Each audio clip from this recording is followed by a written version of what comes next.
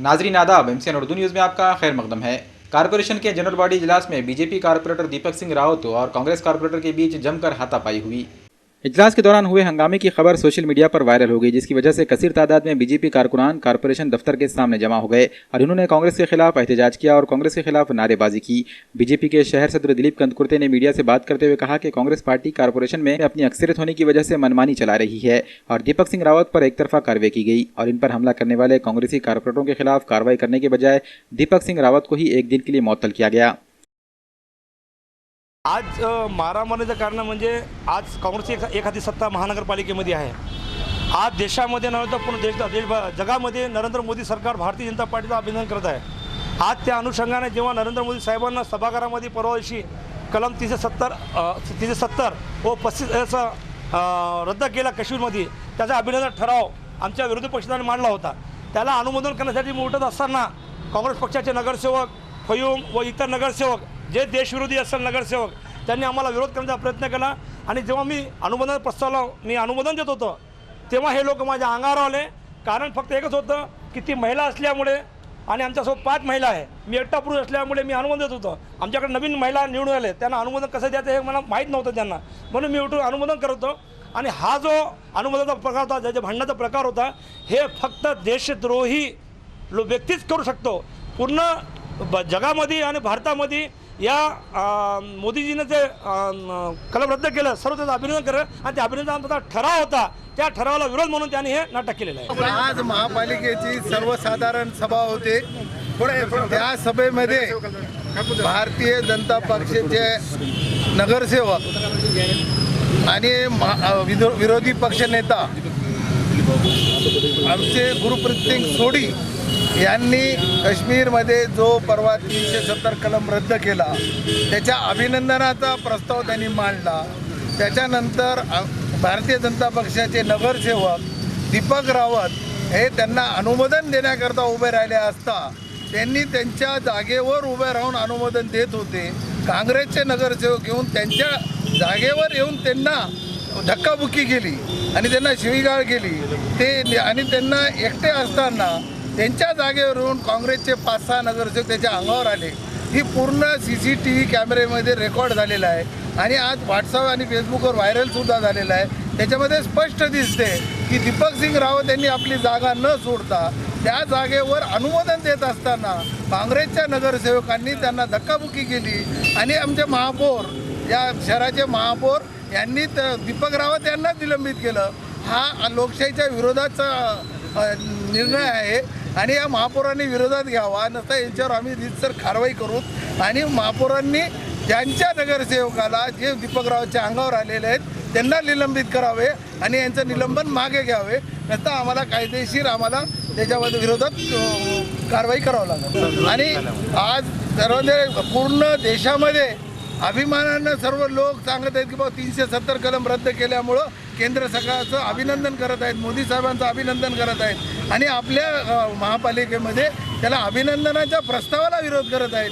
म्हणजे हे आपले राष्ट्रप्रेमी आहेत का राष्ट्रद्रोही आहेत हे याच्यावरून सिद्ध होते आणि असल्या राष्ट्रद्रोही नगरसेवकावर कार्रवाई करावी अशी आम्हाला आयुक्त साहेबांना विनंती है। कारपोरेशन इजलास में हुए हंगामे के बाद बीजेपी शहर सदर दिलीप कंदकुर्ते की क़यादत में एहतजाजी मुजाहरा किया गया।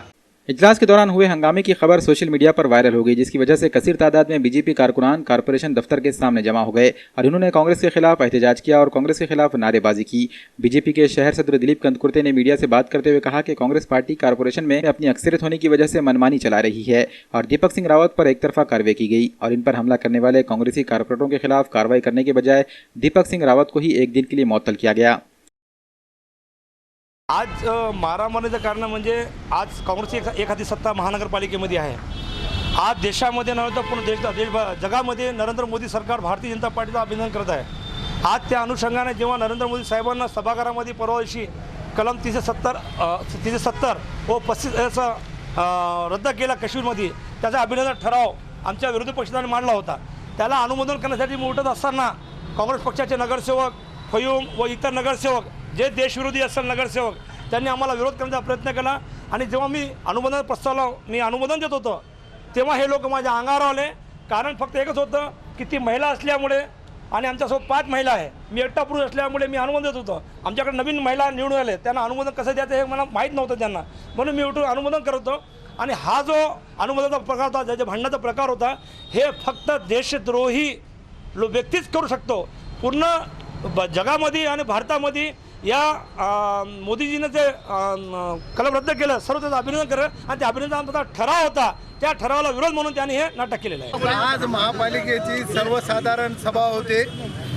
त्या सभेमध्ये भारतीय जनता पक्षाचे नगरसेवक आणि विरोधी पक्षनेता आमचे गुरुप्रीत सिंग सोडी यांनी काश्मीरमध्ये जो परवा 370 कलम रद्द केला, त्याच्या अभिनंदनाचा प्रस्ताव त्यांनी मांडला. त्याच्यानंतर भारतीय जनता पक्षाचे नगरसेवक दीपक रावत हे त्यांना अनुमोदन देण्याकरता उभे राहिले असता त्यांनी त्यांच्या जागेवर उभे राहून अनुमोदन देत होते. काँग्रेसचे नगरसेवक येऊन त्यांच्या जागेवर येऊन त्यांना धक्काबुक्की केली आणि त्यांना शिवीगाळ केली.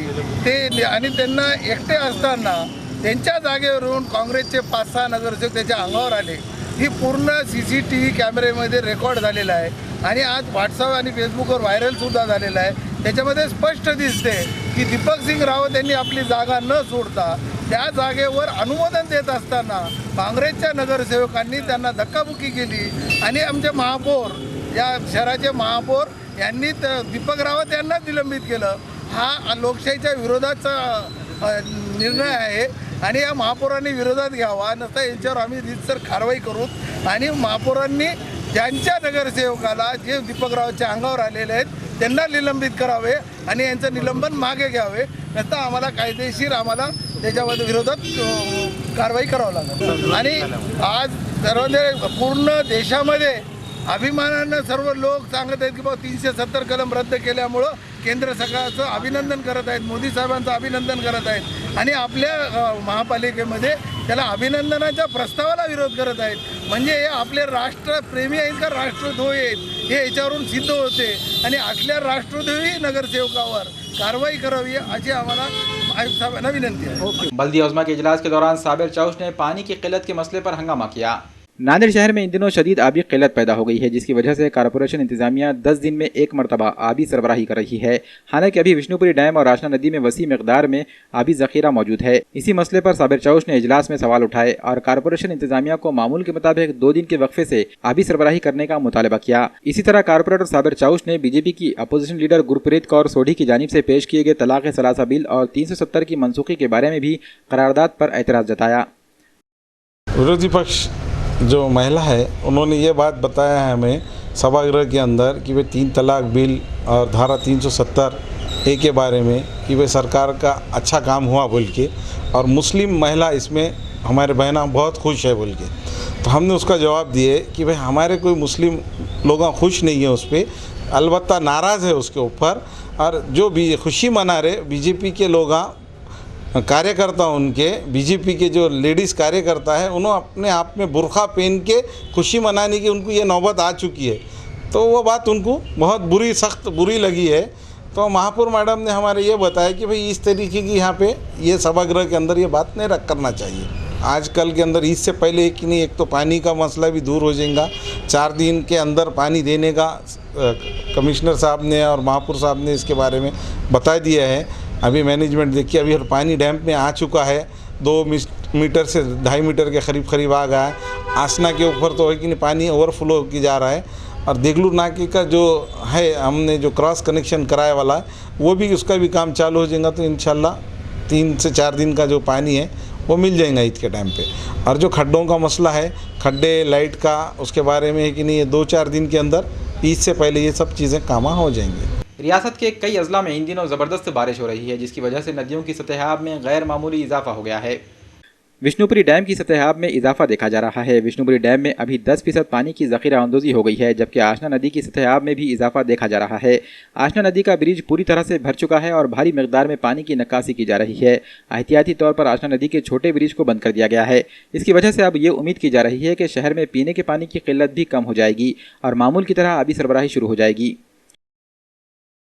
कांग्रेस पार्टी की जानिब से कुल जमाती इजलास मुनक़िद किया गया. इजलास में एनसीपी के अलावा दीगर कई पार्टियों के नुमाइंदे मौजूद थे. दफ़ा 370 की मनसूखी ने पूरे मुल्क में हलचल पैदा कर दी है। इस मसले पर न सिर्फ कश्मीर में गम और गुस्से का इजहार किया जा रहा है, बल्कि मुल्क भर में तमाम अपोजिशन पार्टियों ने मोदी हुकूमत को घेरने का मंसूबा बनाया है।